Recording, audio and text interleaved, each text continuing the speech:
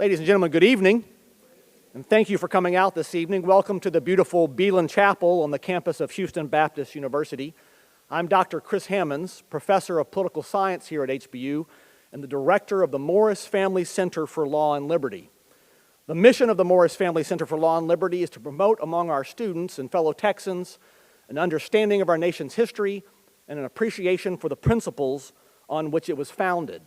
And we are the only school in Texas with such a mission. It sounds a little bit like a bumper sticker, but what we want our students to understand by the time they graduate is that our liberty is a gift from God, that freedom isn't free, and that the United States, while not a perfect nation, is still the last best hope for mankind on the face of the planet. Thank you. So we are always glad to share the story of liberty to all those who will come and hear, and we are excited tonight about the program and partnering with the George and Barbara Bush Foundation to bring you this very special event. Please help me welcome to the stage now Dr. Robert Sloan, the president of Houston Baptist University.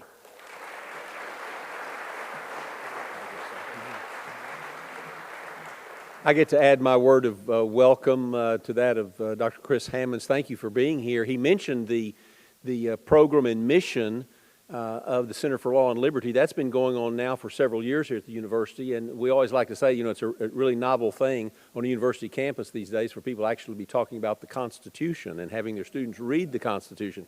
And a final exam whereby they have to talk about, you know, sections and articles of the Constitution. So they don't start off that way when they get to us usually, but that's the direction we're pointing them, and they're going to make a difference in the world. The program that we are doing through the Center for Law and Liberty, the Morris Family Center for Law and Liberty, is going to be housed, Lord willing, within just a couple of years in a beautiful building that when you see it, you're going to go, oh, Independence Hall. It is. It's Independence Hall straight out of Philadelphia, except it's in Texas, so it'll be a little bigger than the original Independence Hall. But it's a project that we're working on. A lot of the money has been raised. If you have, and partly kidding, but you know, deep down, very serious. If you are stirred to make a difference in the world through a magnificent facility that will remind people of the American founding of constitutional principles, and you want to join with us, we have still some funds to raise for this project, but we are closing in on our goals. So all of your help and support and encouragement would be welcome. We have a great privilege tonight to hear Brian Kilmeade. I don't have the privilege of introducing him, but I do get to introduce David Jones, who's going to introduce Brian Kilmeade. I know that because of Houston traffic, we probably are a couple of minutes late, and I don't want to take up too much time. I've known David for a lot of years. He's been a managing principal for a major consulting and fundraising firm right here in Houston, Texas. The Dini Partners had the opportunity starting many years ago to work with David.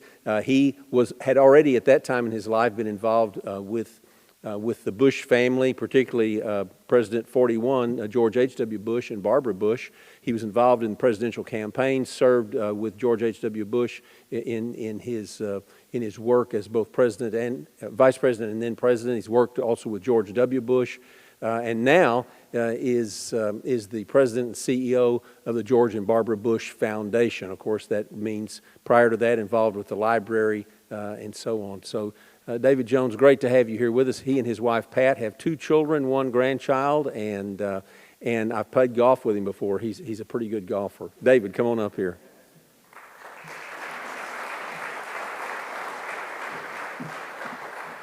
Well, thank you, Robert. You've overgraded my paper on the golf thing, but I'll thank you for that. And thank you for the kind words. I appreciate that.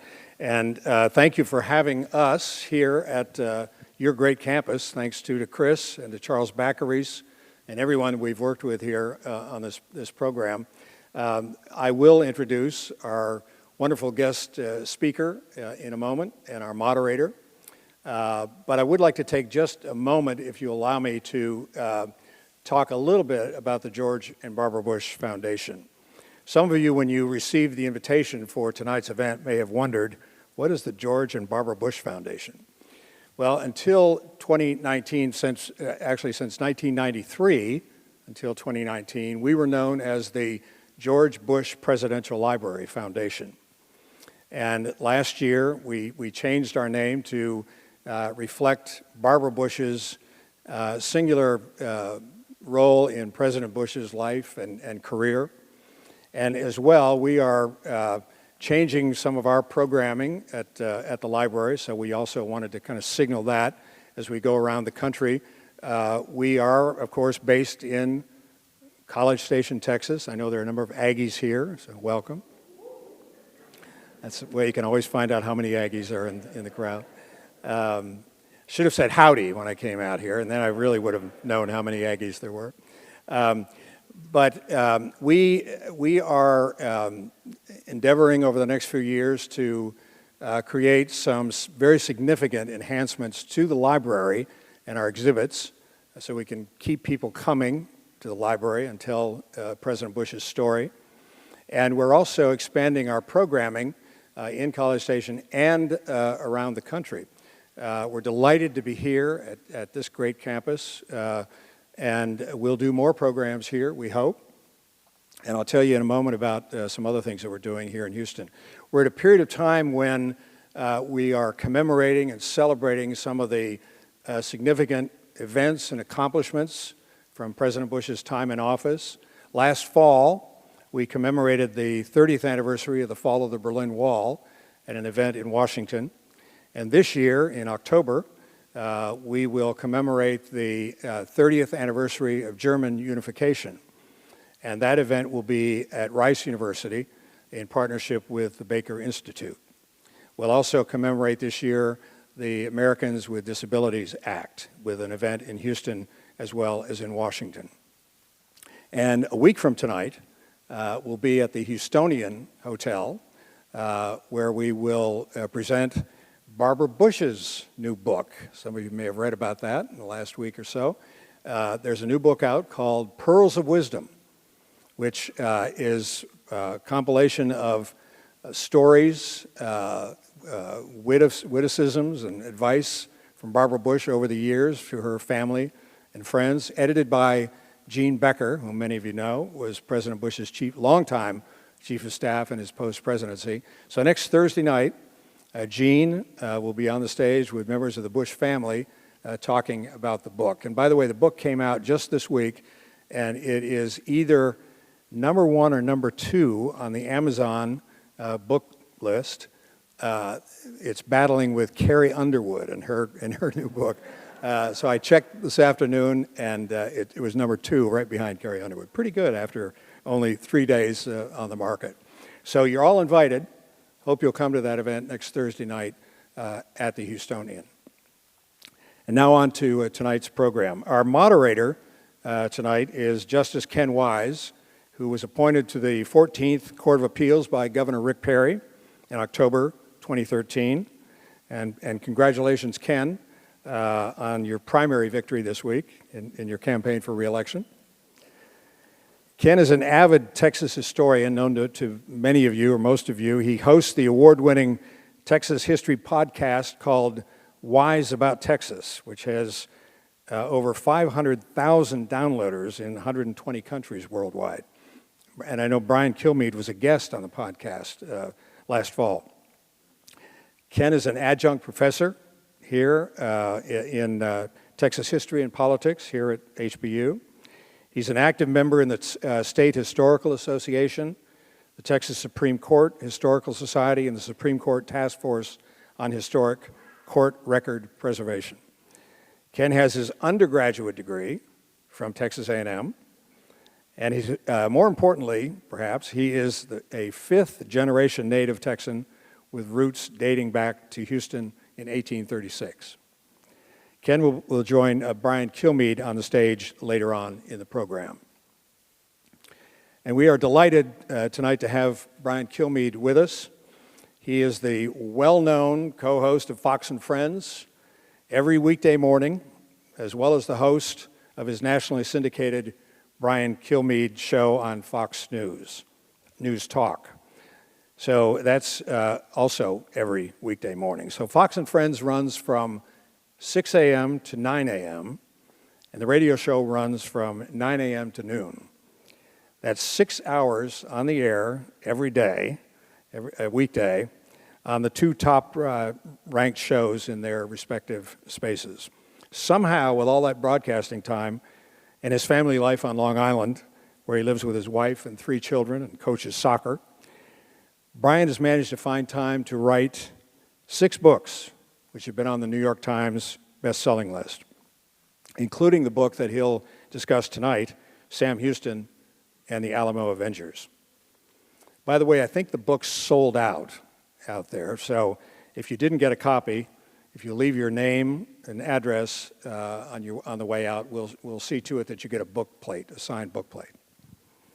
Well, with this amazing schedule that Brian has, we're really fortunate to have pulled him away for a few hours to be with us tonight. So please welcome to the stage Brian Kilmeade.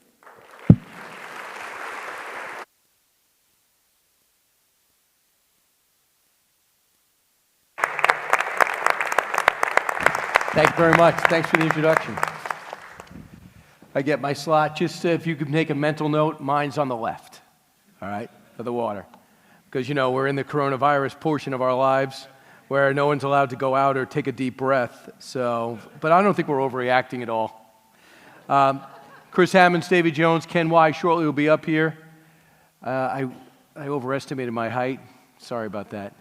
Now, I'm privileged to be here. Anything involved with the Bush family, I'm all in. In fact, I just spoke to Gene Becker and Dora Bush on my radio show and on Fox and Friends, because it was Super Tuesday. We post-taped it. You'll see it a little bit later. But a great book, great story about a great family, which is so emblematic, in my humble opinion, about Texas. They care more about other people than they do themselves.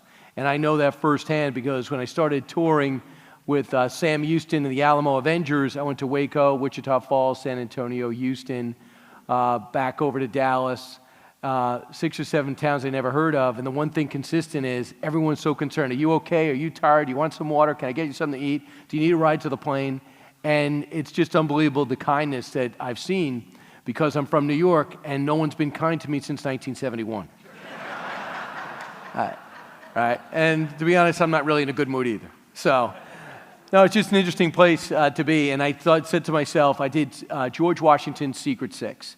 And it's right on Long Island. I couldn't believe this great American story took place on Long Island about George Washington. And we see signs. Everyone has their own history in their own state. If you go to Virginia, you see these signs on the side of the road. I'm one of those guys that gets out and reads them all. And I used to see George Washington came 2 miles away. Why aren't we going to see that in school? George Washington had a spy ring. Why am I not hearing about that? And I started looking into it for about 20 years. Then National Treasure popped up on TV. And I'm saying to myself, people care about this fictional look at American history, and they don't even understand what Nicolas Cage is saying. He mumbles. That's my point.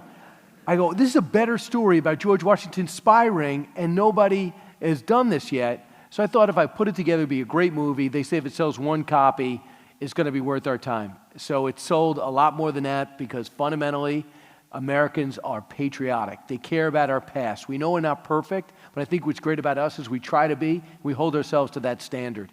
And after that book did well, we were in the middle of a war on terror, which we are still on and still in. And anytime someone writes with perspective about the war on terror, they always talk about Jefferson dealt with it first. He had 4 Islamic extremist nations who bastardized the religion in order to target our ships, take our cargo, take our men hostage, and ransom them out. We had a huge crisis early on. Anytime someone wants to say Bin Laden didn't start it, they started way before that, they always talked about it. So I went and explored one element of Thomas Jefferson's past, Thomas Jefferson and the Tripoli Pirates.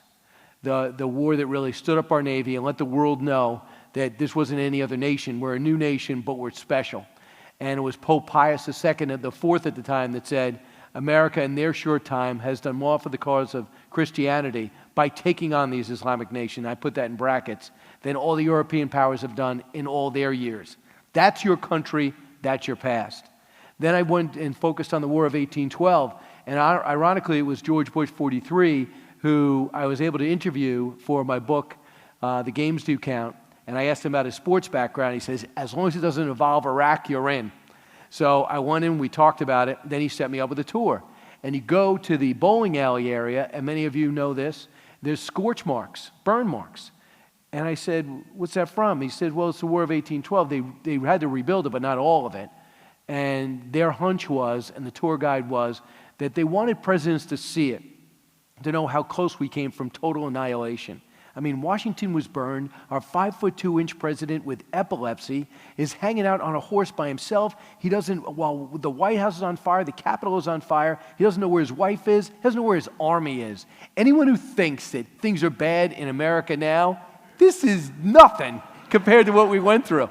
But as I study Andrew Jackson and the way he was ignored because he wasn't in the in crowd in Virginia, Philadelphia, New York, and Boston, and I'm not kidding, he was a great militia general with a wonderful reputation, but he didn't know anybody. But when it became clear, when James Monroe, this new Secretary of War, wanted a fighter, he called on Jackson. And guess who fought with Jackson? This guy named Sam Houston, 21 years old, starts to distinguish himself as a natural leader, taller than just about everyone, great, good-looking guy that commanded everybody's attention. And at the Battle of Horseshoe Bend, he almost died, wounded 3 times, wounds that would never heal the rest of his life. He managed to stand out.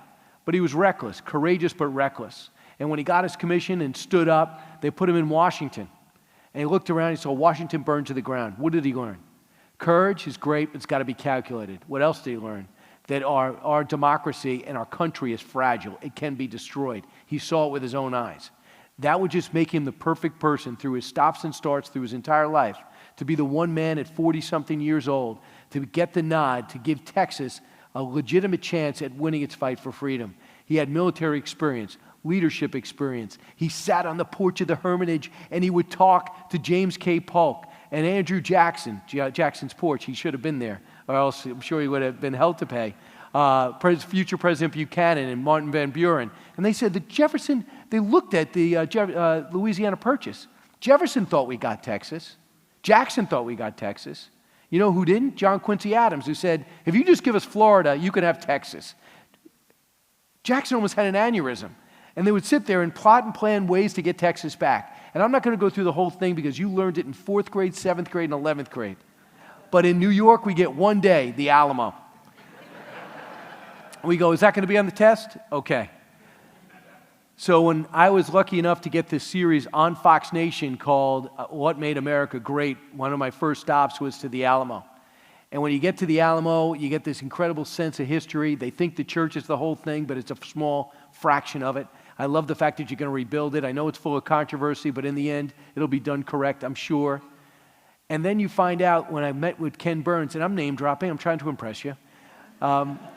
He said to me, I go, I'm looking for another book idea. I want to do something with Sam Houston. He goes, well, don't do what everyone does and just focus on the Alamo.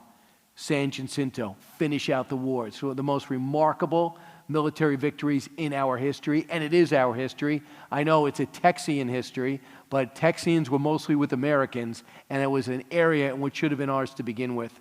And Sam Houston, you can't be any more American than that. And I know I'm speaking to the converted when it comes to Sam Houston.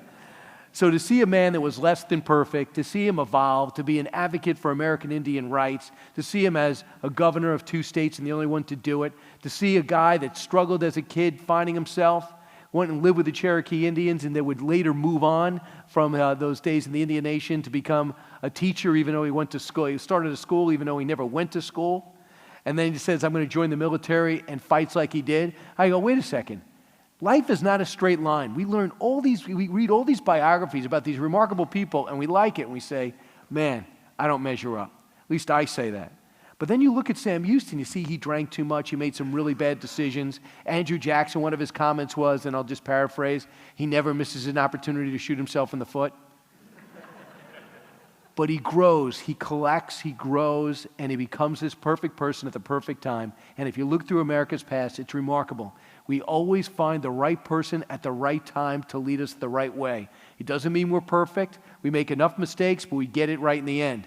Sam Houston got it right in the end. And in the paperback, which you'll hopefully see in a couple of months, I focus on what Sam Houston did when he made a decision as governor that he knew it was about keeping the Union together, iron out our differences, because if there's a war, hundreds of thousands will die. And he did it. He cared enough to say, I'm not going to bring Texas into this war. Lincoln reached out to him and said, I hear you want to keep him out. Sam, let me help you. And he said, if I was a younger man, I'd say yes. But he threw those overtures from Lincoln right into the fireplace, and he quit. So he stood for something, and oftentimes the most courageous things he did wasn't with a gun in his hand. So to me, he deserves that huge statue. He deserves the Sam Houston Museum. He deserves the university, and he deserves the respect you have here. And the thing, and I'm going to have Ken come up, and we're going to talk. He's a great interviewer as well as a great legal mind. And we'll answer questions, and I'll sign books and take pictures. But the one thing that I like to thank, I've been thanking Texians and Texans at every stop, is that when a guy from New York blitzes something that you grew up with, there might have been some resentment. There might have been like, yeah, Brian, your book's selling well, but don't go near Texas. They're angry. But I made sure I had 2 or 3 historians that I would mail excerpts to, and I actually said, here's the money, just look at it, rip it up, tell me if I got it wrong. I'll push back at where I got this from. So I feel really good about the final product, that I did it justice, but my hope is not to make all of you historians, but we spread the word to the other 49 states how special Texas is and how special the people that come here to populate it, and as they still are today. So that's my hope, that more people think, let's go beyond the Alamo. Let's go what led to it, what started it. Let's hear about Stephen F. Austin. Let's hear about how this thing took root and the remarkable country that became a state and what happened in that 9 years in between. So for you guys to come out on a Thursday, which is Super Tuesday to Joe Biden, he can't wait for the votes to come in. It's any minute now. I think it's going to be great. So I really appreciate that. And I'll be able to take some of your questions, whether it's about what's going on in the news or what's going on in our past. But I do think that we're going to be doing, if I could urge you to do anything, if you are patriotic, and I think I'm looking at a red, white, and blue audience, if you go to Fox Nation, click on What Made America Great, you're going to get 21, soon to be 26 stories about our past all across our country, all different elements and facets that made this country special, from inside Mount Rushmore to inside Mount Vernon to the Battle of Saratoga. And I think you'll be happy with it, and I think you'll be happy with the next one. First time we're going to profile one man, Sam Houston. And we're going to shoot that tomorrow. We're going to be at the Sam Houston Museum around 2 o'clock doing a talk. But in the morning, we'll be shooting most of this story. And we have a lot of it because I don't know if you saw the special. We did Sam Houston and the Texas Fight for Freedom that aired on Fox. So it kind of laid the groundwork for the book. So I'm almost ready to be deputized and adopted by you guys where I can live here full time and not pay taxes. That sounds good. So thank you so much. And we'll bring Ken up and we'll talk a little bit more. Is that all right? Yeah. You got the right water there? I got the right water. All right. All right. Well, welcome to Houston. Thanks for having me. Glad to have you. And congratulations on the success of your podcast. Oh, well, thank you. How well, you finding the time It was for the this? Kilmeade episode that put it over the top. But, that's what I hear. So you're going to get questioned by a sitting judge. Are you nervous? Sadly, it won't be the first time. Well, let's start with Sam Houston. You started in on a little bit about how you admired him. What was it about him, do you think, that made him such a powerful force? Because after the war, there were 2 political parties in Texas, Houston and anti-Houston. What was it about his personality? And do we know anyone in politics with a big personality today? Yeah, I mean, it's a great, just give me a second. Oh, Mike Bloomberg. Thank you. Sorry, I just had to collect my thoughts. Charismatic, am I correct? Yeah. That went well. Can you imagine spending $700 million and not caring? All right, besides me, is anyone else? So I do think I guess he's a polarizing, galvanizing force, that people wanted to be with him, but a lot of people were jealous. There was a lot of jealousy in early America and in politics. The founding fathers were great minds, did incredible things, but they were also backbiting. I mean, James Monroe had a riff with George Washington. He was not talking to James Madison for a while. We know famously Jefferson and Hamilton. We know Washington and Jefferson. They had egos, and I think that's a lot to do with it. The other thing is, even during the war when he was bleeding out, there were people that wanted him to die after he delivered Texas, essentially, from Santa Ana. But I also think he drank too much. And when you drink too much, I don't care if it's the 1700s or it's yesterday, it usually doesn't lead to good things. And he drank too much, and you'd read these things where he'd be sleeping it off for 2 days and bounce back. So I think that has a lot to do with it in your question, whether people that wanted Houston didn't. But what I find amazing is that he was a military mind, but he actually knew how to play politics. He knew how to consolidate power. He knew how to win people over. He knew how to take on his enemies. He knew how to have them outnumbered. He knew, for example, that Stephen F. Austin wasn't a natural military guy. He wasn't. He didn't want leadership, but he's the founding father. As Moses Austin cuts the deal, Stephen F. Austin essentially executes the deal. And it was his great skills and people skills that enabled all these families to flourish, and he managed to solve disputes himself. So he was the natural guy to lead the army. The problem is he had no experience. So if Sam Houston was a bad politician, he'd go, I'm the one who's been fighting. I'm the one with the commission. I'm the one with the experience. I'm the one who's been blessed by Andrew Jackson. But he waited. He waited for his time to Stephen F. Austin essentially goes, I'm not going to do this. They go, would you go to Washington and do what you do best and negotiate for Texas and try to get us some support?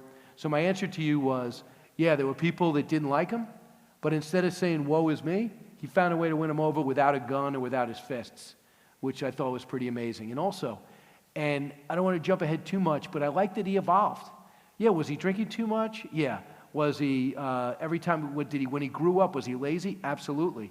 Was he someone who was looking for a shortcut, and when he was pressed, did he run to the Cherokee Indians? Absolutely. His brothers were convinced he was lazy. He never kept really in touch with them the rest of his life. But in the end, he was somebody that evolved. So I think if you would give your kids a book that they could read, maybe a young reader edition, which mine will come out in a couple of years, 4th to 8th grade, it's a great book. Because I think kids can relate to somebody that gets better and learns from their mistakes. I think that's exactly right. Let's go from one big personality to another one, you. Where did you get your love of history? I don't know. To me, it's the closest thing to time travel. When you can read about somebody that stood in the very spot you did and get their perception and know they lived 150 years ago, I'll be honest, I'm American-centric. I really don't care. I like going to Italy and seeing that stuff. I'm astounded by it, but I'm fascinated by American history. And I just think that when you can read somebody's words and stand in that spot, I find it, I'm just in awe. And what I've always thought is when I wanted to relax, and if I wasn't when I started covering sports, then I got burnt from sports. That was my outlet. But when I stopped playing soccer through college, and when I stopped covering it on a regular basis when I got out of college, when you cover it, you're like, the last thing I want to do is go to a sporting event. The last thing I want to do is go watch a game. So what I did is I always read history. And I would always relay history to people. And even my friends, even if they had a few beers, I'd be talking about World War II, and I would just notice they were transfixed. And I didn't even know they were interested. And I'm saying to myself, this guy, one of my best friends, never went to college. He's a plumber. My other friend sells pharmaceuticals, and they're really bright, but they have no idea about history. And when I tell them, I watch how riveted they are. And it just, in the back of my mind, Ken, I said to myself, if I could tell this story in a compelling way, I think I have a built-in audience because people care. Who doesn't like history? Oh, I break it down. Do you like stories? Yes. Do you like true stories? Yes. Do you like stories about your country you can relate to? Yes. 3 for 3. Let me get started. So I know I'm not good at math, and when people say I'm not good at math and science, I get it. Don't tell me you're not good at history, because make it relatable, make it explainable, and if you want to become a PhD, great, and I meet so many people that are, but if you just want to care about your country and have new appreciation, you have to know where we came from. So what is it?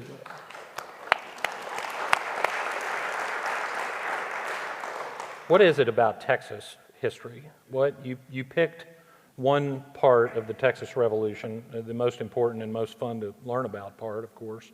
What is it? What lesson for the rest of the country do we draw from this Texas Revolution? First off, I would laugh out loud because back then, we were in a brand new country. People came here for a brand new life, and they show up at the 13, 27, 32 colonies, and they go, wow, taxes are a little high. Things are kind of expensive. I need a new start. Let's go to Texas. I go, wait a second. Even back then, people were saying land prices are pricing me out. I need a fresh start. So you need a fresh start you got to go from the old world to the new world. Still not new enough. Let's go to Texas. And when you go to Texas, there's no infrastructure, right? There are only bike paths. There's no infrastructure. You show up basically with a wagon, a gun, and an axe. and you say, make the best of it. So not only do you take tremendous guts to come to America, usually with no family or of some extended family members, but that's not even daring enough. I'm going to pack up with my family, and I'm going to take a chance that these stories about Texas and the potential, which we know it had, but they didn't know. There was no satellite video or drones sending back images, and sadly, there was no Fox News, according to reports, to give you the true story about Texas. So you show up there, and I find that astounding. That's what found me about Texas. A new start after a new start. People that were told, that's your land, make the best of it. I have news for you, you're pretty much on your own. And guess what happened? Without urging or a Bernie Sanders program, people started helping each other out. Not sharing the wealth, but helping on their own, because they were all into this thing called survival. And then once you got your roots and you moved to a next generation, you were helping the new people come in. And you wanted them to adhere to the things that you believed in, which is understandable. It's not racist, sexist, xenophobic. It's like, hey, we built a pretty good state. We built a pretty good community. If you're going to come in here, could you go by the rules? That's fine. And then to see Americans come in, they didn't tell you this in the beginning. They say, we stole Texas from Spain/Mexico. That is not true. Number one, we should have had it to begin with. Number two, when we came there, they couldn't populate it. They were scared to death of the Comanches and Apaches, but Americans weren't. They knew how to handle it. You had this guy named Sam Houston who knew how to deal with them, and then they'd come in and say, just give me the land. So they were able to populate the land that the Mexican/Spanish couldn't get close to. So we were doing them a favor, and they would have still kept Texas as a state if they didn't try to change the rules, say no more due process, we'll pick your own mayors, no more elections, no more appointments. I don't know if you know that, but that doesn't fly with Americans, let alone Texans. So it's a long answer to the whole thing, how Texas happened, why it didn't happen to begin with, and then what happened when you got here, and then the miraculous things that took place to deliver one of the most improbable military victories that you will ever study, to the point where you probably think your parents exaggerated. Well, go to San Jacinto. They could always use the business, and go up to the elevator, and the elevator is operated by a full-time elevator operator, which is encouraging. I didn't know. The San Jacinto elevator operator job, I didn't know it was open, but if it does, well, you go up there and you talk to them, and you find out San Jacinto happened. Sam Houston shaped the battlefield and led the charge. Again, at one point you would think at 40, he would start going, maybe I should put the other guy in front. 2 horses shot out from underneath him, gets shot in the ankle, almost bleeds out instead of enjoying the victory. So it's the whole thing. It's how it happened, how it's an American story, the Texas victory that changed American history. I think the subtitle, the title got Texas interested, the subtitle got America interested. Well, and led directly to the joining of the Union, the war with Mexico, and subsequent acquisition of 2/3 of the United States. That all goes back to 18 minutes, 15 miles from here. And Judge, let's factor this in too. How great was Sam Houston taking a page of The Art of the Deal, which was out back then. Bernie Sanders was 7 years old. Right, yeah, I know. Like, I didn't include that fact in the book because the book was getting a little long. But so in it, after 9 years, America's not moving on this state. So Sam Houston goes, you know what? The British approached me. They have a pretty good deal. I'm a little concerned about my security here. Got to put an army together. I have no navy. The Mexicans are chomping at the bit to get back in here. Maybe I'll cut the deal with the British. Guess what? The Americans now had a time clock. It's like putting tariffs on China. The tariff's going to kick in unless you do a deal. He goes, yeah, I'm going to go with the British.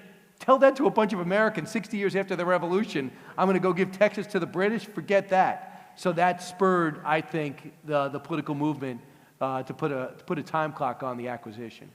Absolutely. And at the same time, he was telling the British how bad the U.S. wanted him when the U.S. had basically rejected it. Genius, right? It's just genius. Really. And what about his decision at the end of the Battle of San Jacinto to keep Santa Anna alive? Fantastic. Rules of war, number one. Number two, he's worth more alive than he isn't. But to have the composure to do that, knowing that many of the 400 plus that died at Goliad and the 180 that died at the Alamo were friends of his. And some people blamed him for that. And wouldn't it be great to redeem yourself by hanging this guy from the closest tree, or maybe the one he was leaning on as his ankle was bleeding? But instead he said, go get your trunk. He had an aide go get his trunk. They were in the Mexican camp anyway. Open it up. whip out your letterhead. We got a few letters for you to write. And then he played politician again, from general to politician, from politician to general. It's a remarkable life. And to have that composure is fantastic. Yet people wanted to take that credit from him in the end. But it was him that did it. And the first thing he says is tell Deaf Smith, here's a message to the reinforcements that are coming up, turn around from Santa Ana. And then number 2 is we'd like Texas. And then held on to him until, ironically, Landry Jackson has a meeting with Santa Ana, and he expedited his return. And this guy had a million lives. You think Al Sharpton's tough to shake? Santa Ana goes back, and next thing you know, we're fighting him again. Yeah, elected 11 times or something like that. Yeah, President. he had a funeral for his leg that was amputated. Yeah. Full military honors. It is brave to write about Texas history if you are not from Texas. Right. How's that experience been? It cost me a lot in security, and it's been good. But like I said, when I was standing, I mean, the one thing I did is I don't approach any of this thing arrogantly. I approach it from, let's learn this, let's blitz this, let's understand it.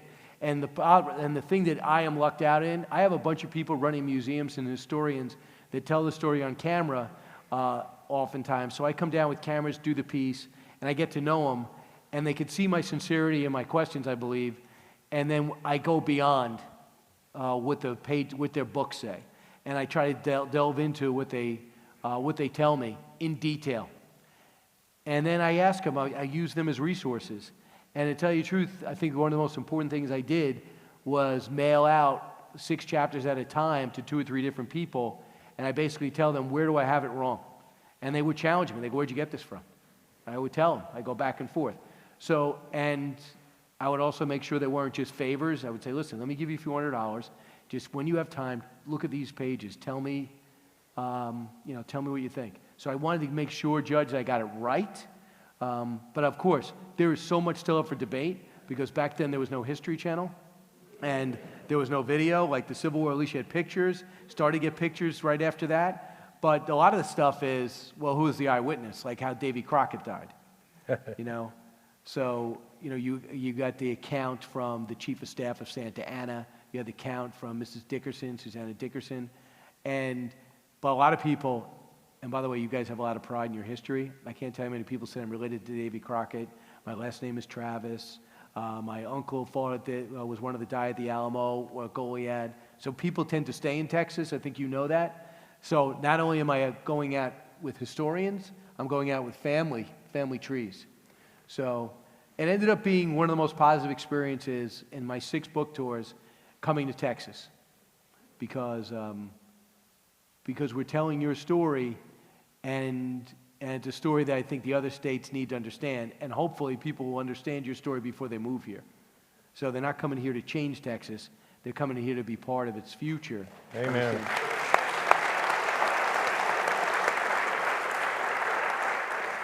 Well, other than Sam Houston, who's your favorite character out of this book of the time period you covered? I would think also a guy that improved himself. I know he died before he was 30, but William Barrett Travis, if you read his letters, this gifted writer who was a lawyer, who obviously had some friction in the United States, was like so many. Some came for a fresh start, someone running from the law. It looks like he had the latter. And to come here and see him evolved and have the courage to write those letters staring death in the face, you would think Jim Bowie would be dictating, Bowie would be dictating those letters. He was the guy that you thought would be leading that charge, but to see William Barrett Travis rise to the occasion, I think that really sticks out. I just think that the whole story of all these people who banded together with no military experience, who'd never shot a man before in their lives, who were willing to fight for it.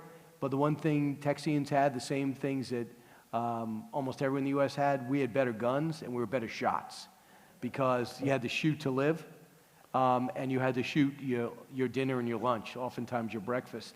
So they were better at it with better guns. The other thing that I think I appreciate is part of Sam Houston's legacy is Texans didn't want to take orders.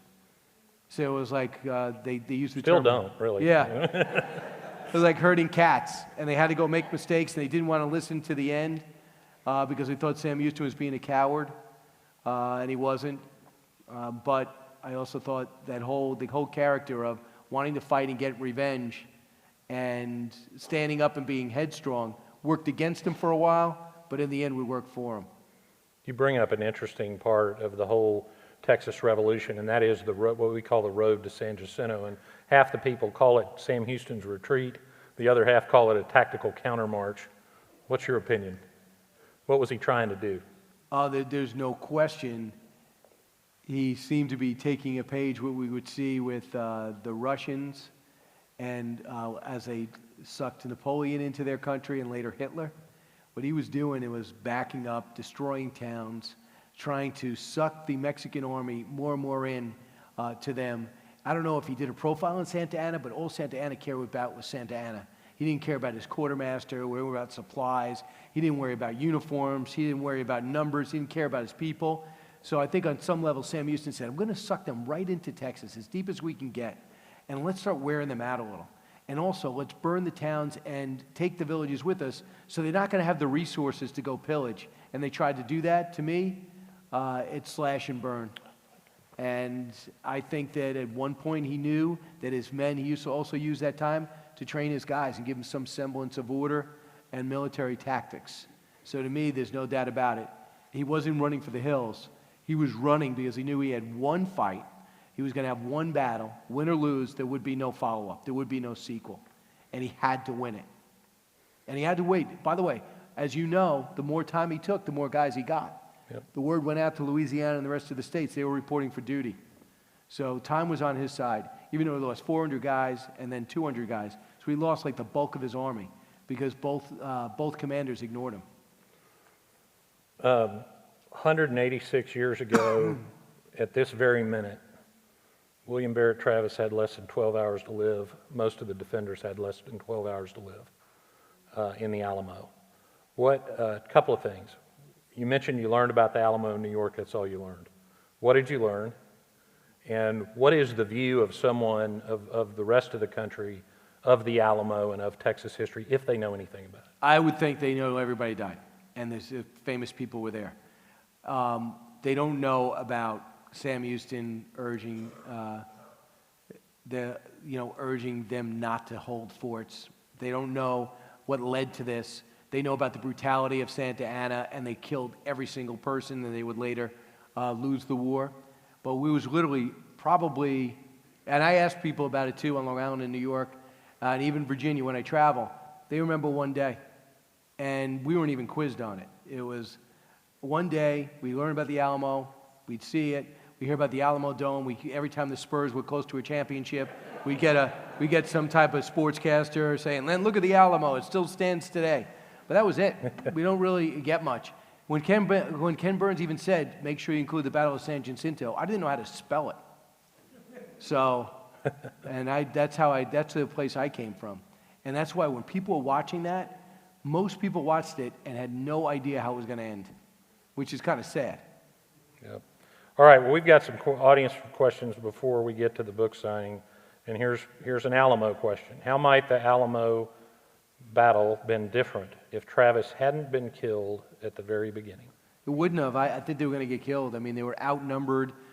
They were tightening the noose. No help was coming. Well, I know he gets shot right away, but it was just a matter of time. They were outnumbered. They were running out of ammo. They were running out of food. I think it was inevitable.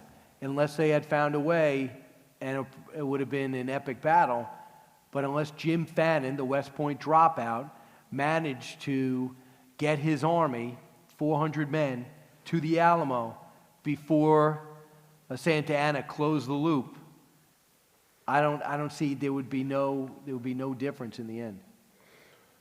No doubt about it. All right, here's a quick question that my daughter Sarah Jane over here will appreciate. Did you eat at the Monument Inn when you were at the Battlegrounds? A famous restaurant that used to be called the San Jacinto Inn. No, I didn't. Okay, well, that's something we'll get you to. I did sweat through 3 shirts, though. Yeah. So my idea was to do the Texas special. I say, guys, this is not going to air until October, November, so let's go to Texas when it's not hot. So I chose June. Oh, my God.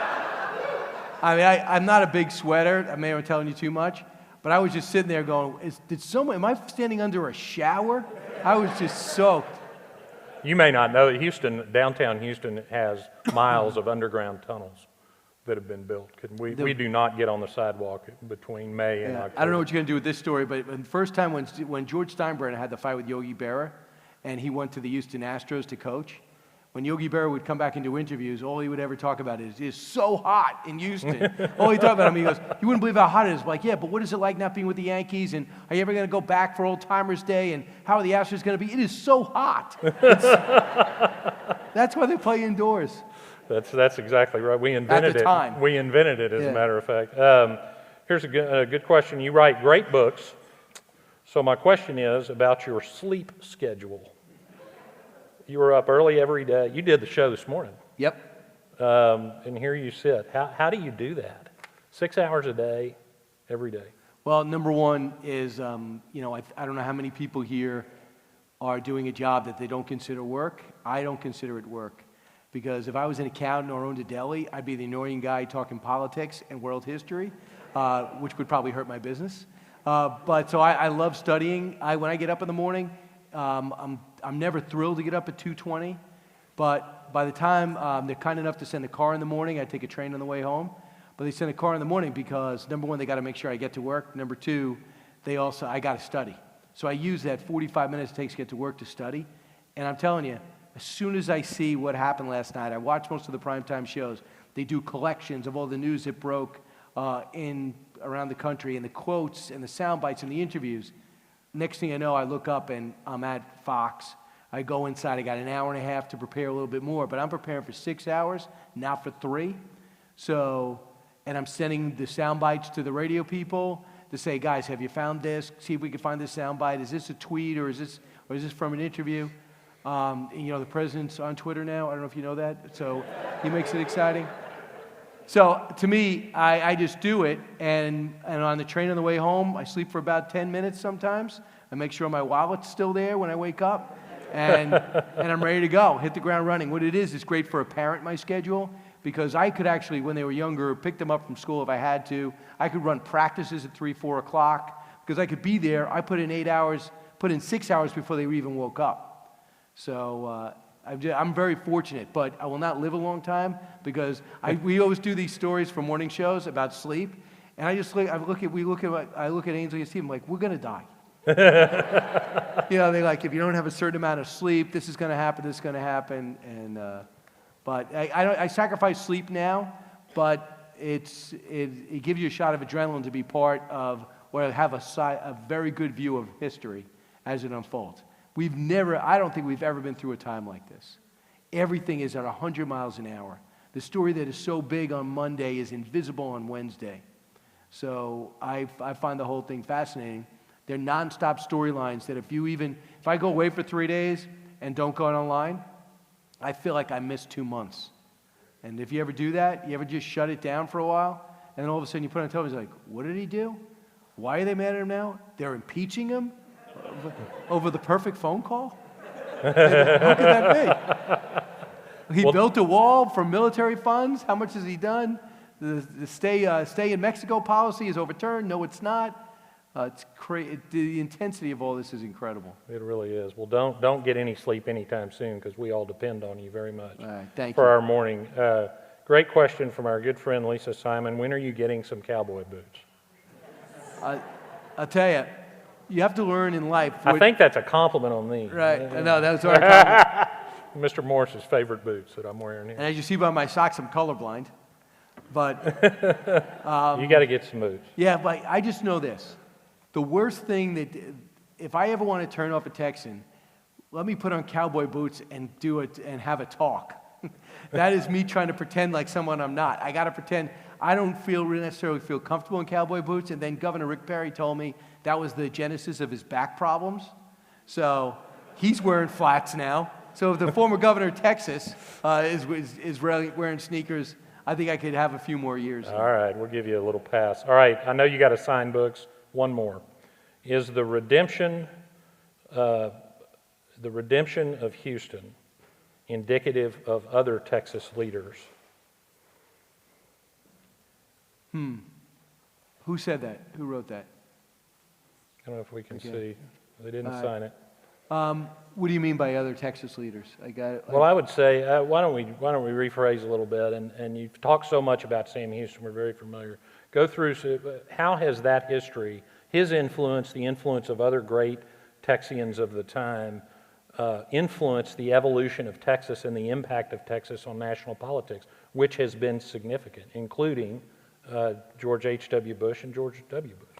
Well, when it comes to the Bush family, I'm biased. I'm sold. And I just think they're a family that, even this last book is fantastic. It's just so interesting. I hear a lot of my mom in some of the things Barbara Bush said. I think we all do. But yet, the people they're talking about is the future president of the United States, the next governor of Florida of the United States. Doro is as impressive as anybody. I sat next to Neil at an event the other day. It's clear how bright he is, the sense of service the family had. To me, if you're talking about redemption in Bush 43, I'm under the belief that the more you study what he had to deal with over those 8 years, the more you study, and that's why his book is so perfect to be named Decision Points. Oh, you don't like my decision? Let me put you back where I was, surrounded by the most competent people in the country at the time, with the most experience, with these issues, and if you think you could do it better, or FDR or LBJ could do it better, okay. But I'm going to put you there. And he's not going to ever brag or say, I'm proud of what I did, but he should be proud of what he did. I think he has class. I think he has class, kindness, leadership. And if you want proof of what kind of president he is, nobody wanted to leave. Wait, Scott McClellan, that was about it. And I'm sure he regrets that. But you've talked to Dana Perino, you talked to Karl Rove, they will do anything for him. Can you imagine working with someone and making the most intense decisions possible, and just say, want to go to every reunion, want to be a part of it, wherever you end up in life, they want to be a part of it. No one seems to be alienated, and they just seem, the more you get to know President Bush, the more you like him. And 41, you look at that resume, no one's ever seen anything like it. And the fact is that you could be friends with the guy that beat you. And that comment that Bush 41 made, and I'll paraphrase it, when Bill Clinton gets up in the first year, and I think it was the NAFTA ceremony, so George Bush tried to pass it, couldn't. Bill Clinton passed it and invites 41 to be part of it. And Bill Clinton just nails this introduction. And then Bush goes, now I know why I lost. And I go, wow, still stings. It's less than a year later. And that brings the country together more than anyone would ever know. And the fact that 43 is friends with Clinton, and that Democrats and Republicans go, wait a second, if they can get along, why can't I get along? So I think they brought a decency to politics. LBJ is the most complicated figure maybe in American history that lived in a lifetime in which only overlapped me by a few years, but you guys study on a regular basis. Powerful, made some tough decisions, and controversial. So, I mean, those are the modern Texan leaders. In terms of people that I'm familiar with, I think Governor Perry's an unbelievable leader, a great person. Unbelievably charismatic. Your current governor is fantastic, and your lieutenant governor is a superstar, Dan Patrick. So I don't know if I answered all the questions, but I just think Texas always matters. And now that people think that you're turning purple, you're going to end up like Florida soon with these politicians trying to dominate every province in your email box. So that there's a bad side to that. It's still a destination everybody wants to come to. Well, we're certainly glad you came. Thank you for sharing your time here at HBU. Thank you, Judge.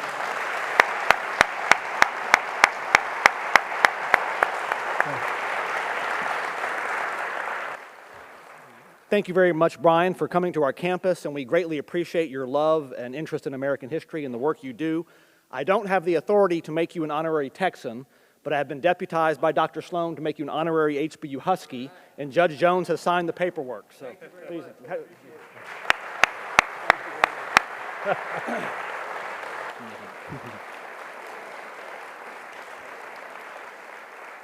I'd like to thank David Jones and the good folks at the George and Barbara Bush Foundation for making this evening possible, and thank you, ladies and gentlemen, for coming to campus tonight. If you have purchased a book and you would like Mr. Kilmeade to sign it, he'll be outside at a table to sign your book. We bought hundreds of copies. There was such demand that all the books are sold out.